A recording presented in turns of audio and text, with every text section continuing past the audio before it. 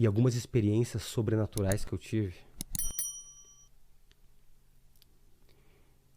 Uma delas aconteceu há uns 2, 3 anos atrás ali em Rosário. Eu estava operando, a paciente estava necessitada do umbigo para baixo. Paciente de uma cidade de Bagé, chamado Bagé, lá no Rio Grande do Sul. Ele estava com a posição com as pernas para cima, posição como o Paquito falou do frango assado, né? Frango assado. Uhum. E eu acabei, esse dia estava acordado, conversou comigo, mas fica assim, fica um campo que a gente deixa um pano que a gente pra pessoa não ficar olhando ali, né, Vilela? Sim, conversou comigo, estava acordada, né? Claro. Fui lá. E aí ela foi nas revisões e eu vi que ela estava incomodada, Vilela, com alguma coisa. Ela estava incomodada. Na segunda revisão, ela chegou pra mim e disse assim: doutor, eu tenho algo para lhe dizer. E antes ela me disse assim: eu vi que a senhora estava incomodada com alguma coisa. Não me acontece. Eu estou muito incomodada. Eu estou intrigado, doutor. E o senhor vai achar que eu sou louca. Ela não sabia que eu era evangélico, nada.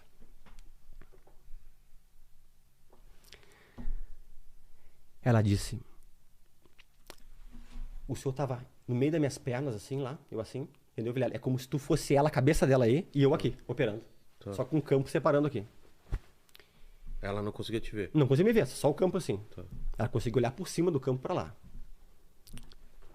Quando eu olhei para lá, eu olhei alguém em cima do Senhor, com o formato de Cristo e com a mão no queixo lhe olhando todo o tempo. E do ladinho tinham seres que pareciam anjos. Só que eu sou ateia, doutor. Eu não acredito em nada dessas enganações. Só que eu fechei meus olhos. E o senhor lembra que uma hora eu falei com um anestesista só para ver se eu estava acordada? E eu fechei e eu abri. E todo o tempo, aquele ser estava parado e olhando o senhor para baixo. E eu disse para ela: não foi ilusão. Esse é o meu amigo, que eu convido todos os dias para participar das minhas consultas e das minhas cirurgias. Eu não consegui ver ele, mas Deus tem algo com a senhora, para a senhora crer, para a senhora confiar. Isso aqui.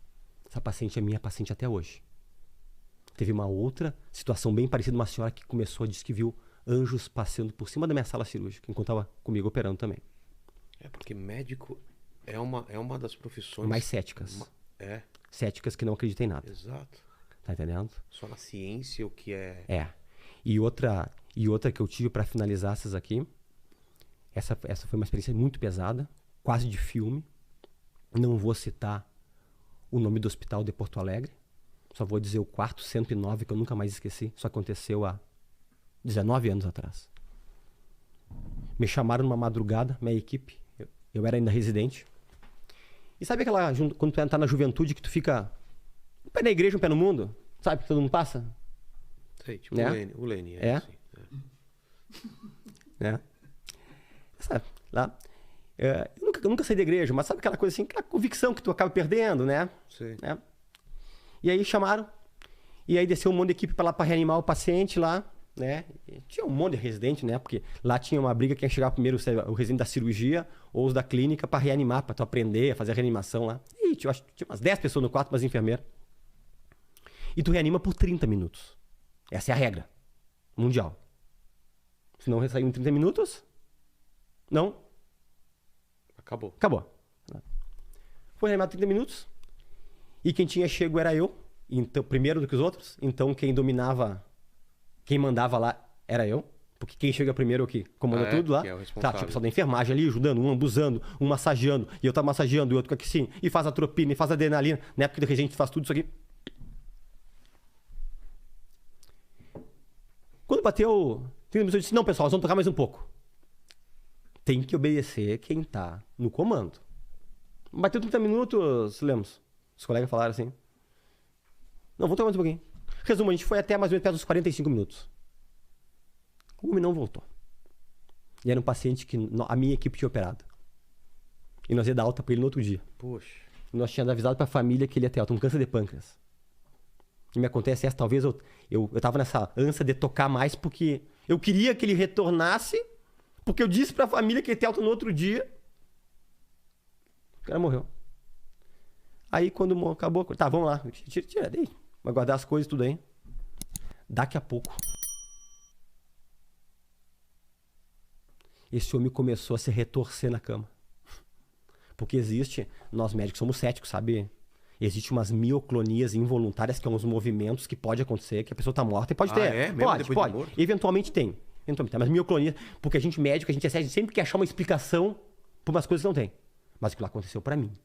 Aquilo lá foi uma coisa que fez eu entrar pros trilhos. Ele começou a mexer, só que ele começou a mexer um pouco pra mais, Vilela. E começou a fazer uns movimentos de se retorcer e uns grunhidos. Resumo da obra. 13 e pouco da madrugada, né? Aquele quarto esvaziou em... Rapidão. Até os pacientes, coitados, saíram com o soro na mão do quarto. Tinha 6 pessoas no quarto. Ah, é? Era um quarto do SUS. É um SUS, quarto grande de SUS aí. E só ficou uma pessoa no quarto com ele. Só eu.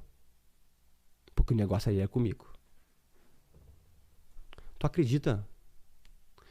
Eu digo assim, ó, eu não tenho porquê inventar nada, que me conhece, sabe como eu sou.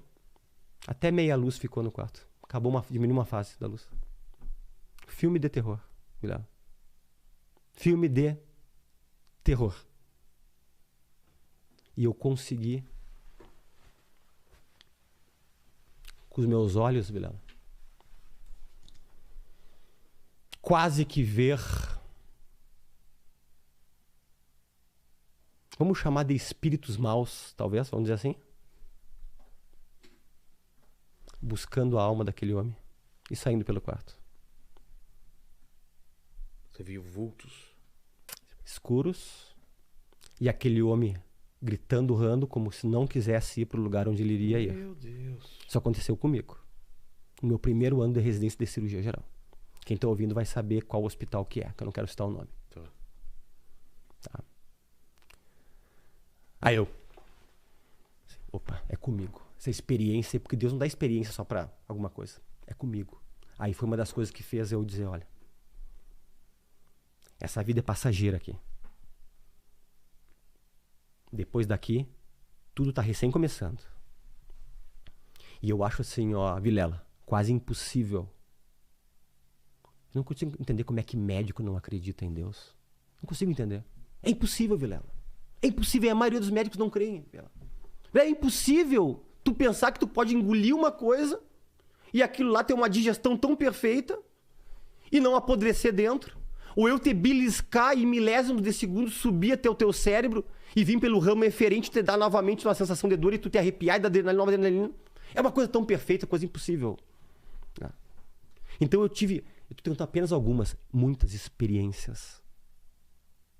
Mas esse cara, o que deu? Você foi embora depois? Quem? Vultos?